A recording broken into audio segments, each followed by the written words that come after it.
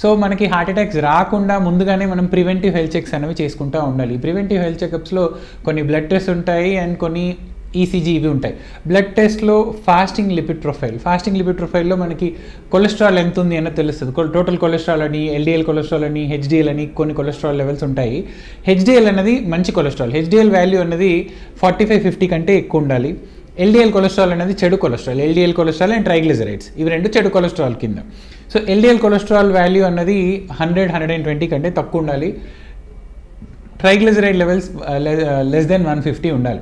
So ఇవి మనకి ఎక్కువ ఉన్నట్లయితే ముందుగానే మీ ఫిజిషియన్ని సంప్రదించి ఆర్ కార్డియాలజిస్ట్ని సంప్రదించి దానికి తగ్గట్టు ట్రీట్మెంట్ తీసుకోగలరు. బీపీ 140-90 కంటే ఎక్కువ ఉన్నట్లయితే దానికి తగ్గ ట్రీట్మెంట్ తీసుకోవాలి.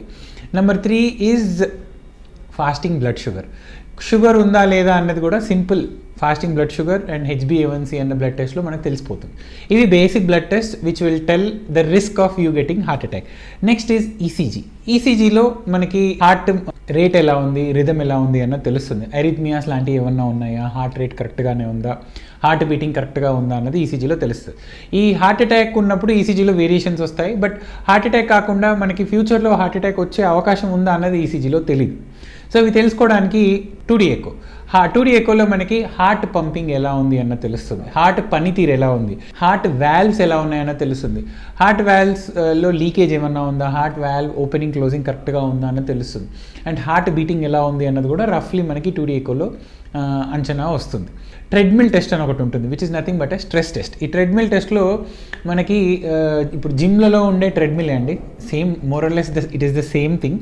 కాకపోతే ఈ ట్రెడ్మిల్కి దానికి తేడా ఏంటంటే ఇది నడిచేటప్పుడు ఈసీజీ కూడా ప్యారలీ రికార్డ్ చేసుకుంటూ ఉంటాం.